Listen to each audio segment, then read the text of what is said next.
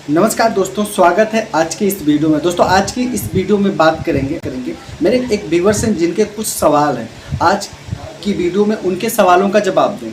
Number 1, उन्होंने पूछा था ये 10% का मतलब क्या होता है। तो आप लोगों को याद दिलाना चाहूँगा, मैंने कुछ समय पहले एक वीडियो बनाया था जिसमें चेक बाउंस केस से रिलेटेड कुछ गाइडलाइन के बारे में बताया था। गाइडलाइन ये थी कि माननीय सुप्रीम कोर्ट द्वारा 2010 में एक फैसला सुनाया गया था। चेक बाउंस केस में एक गाइडलाइन बनाई गई। तो उस फैसले के माध्यम से क्या था एक्चुअल में मामला, आइए जानते हैं। एक्चुअली केस का नाम है दामोदर एस प्रभु सैयद बाबालाल। 2010 का जजमेंट है जिसमें माननीय सुप्रीम कोर्ट ने एक गाइडलाइन बनाया था कि अगर कोई व्यक्ति चेक बाउंस का केस होता है या ईएमआई बाउंस का कोई केस होता है, ईसीएस बाउंस का कोई केस होता है, settlement payment and settlement system act के तहत अगर कोई भी चेक बाउंस होता है, तो ऐसे कंडीशन में अगर कोई शुरुआती चरण में केस को सेटल करना चाहते हैं, कोई भी आरोपी अगर शुरुआती चरण में केस को सेटल करना चाहता है तो 10% के साथ में सेटल कर सकता है। कहने का मतलब ये हुआ जो 10% है ना, वो जो कंप्लेन का अमाउंट होता है उसमें 10% और ऐड कर दीजिए, इसके साथ में केस को सेटल कर सकता है। लेकिन अगर उसी केस को पूरा ट्रायल चलने के बाद में जाकर हाई कोर्ट में सेटल करता है, बस सेटल होना चाहिए, तो उसको 15% के साथ सेटल किया जा सकता है। यानी कि जो कंप्लेन का अमाउंट होता है ना, उसमें 15% और ऐड हो जाता है। और अगर इसी केस को सुप्रीम कोर्ट में, मानी सुप्रीम कोर्ट में अगर इसको कोई सेटल करता है तो जो ये अमाउंट है ये बढ़ जाएगा। ये अमाउंट आपका बढ़ के 20% हो जाएगा और 20% के साथ में इस केस को सेटल किया जा सकता है। ये जो 10% मैंने बताया था, ये जो मानी सुप्रीम कोर्ट द्वारा गाइडलाइन बनाई गई थी, जो मानी सुप्रीम कोर्ट द्वारा गाइडलाइन बनाई गई थी, उस जजमेंट के बारे में मैंने बात किया था। मैंने ये कहा था कि इस जजमेंट को अगर फॉलो किया जाए तो इसके तहत केस को 10% यानी जो कंप्लेन अमाउंट होता है उसमें 10% और ऐड कर दीजिए। जैसे उन्होंने कहा था, पहला सवाल तो उनका 10% था, तो 10% का मतलब यही होता है कि जो आपका कंप्लेन अमाउंट है उसमें 10% और ऐड करके केस को सेटल कर लीजिए। पहले दूसरे डेट में ही सेटल कर लीजिए, बहुत अच्छी बात है। दूसरा उनका जो सवाल था वो ये पूछते थे अगर 30,000 अमाउंट है तो इसमें और एक्स्ट्रा कितना देना पड़ेगा। तो देखिए जो आपका 30,000 अमाउंट है उसमें 10% और ऐड कर दीजिए।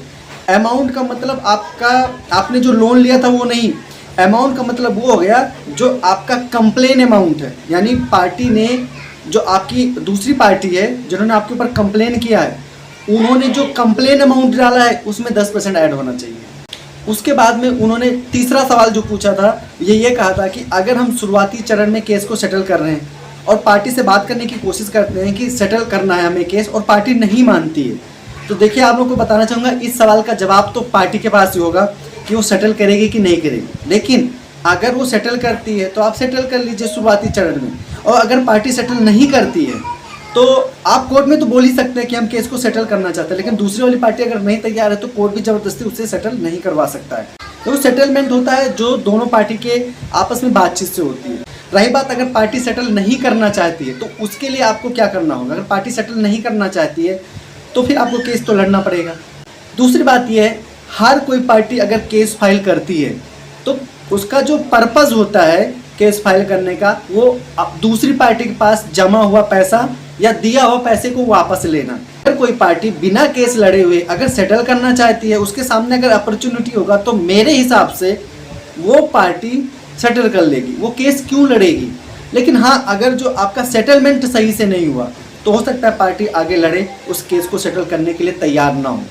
तो डिपेंड करता है कि आपका सेटलमेंट जो कर रहे हैं वो कितने अच्छे तरीके से कर रहे हैं। आप मेडिसिन सेंटर में जा सकते हैं, वहाँ पे भी आपका केस सेटल हो सकता है। वहाँ पे आपको देखना होगा कि आप जब मेडिसिन सेंटर में जाते हैं तो उस समय वहाँ पे कैसे आपका सेटलमेंट होता है। इन सब चीज़ों को ध्यान रखें तो केस आपका सेटल हो सकता है। रही बात अगर आप शुरुआती चरण में केस को सेटल करना चाहते हैं तो दामोदर एस प्रभु जो मानी सुप्रीम कोर्ट का जजमेंट है उसका सहारा ले सकते हैं और अपने केस को, चेक बाउंस के केस को सेटल कर सकते हैं। और साथ में अगर आपका कोई ईएमआई बाउंस हुआ है, इन दोनों पे एक ही नियम लागू होता है।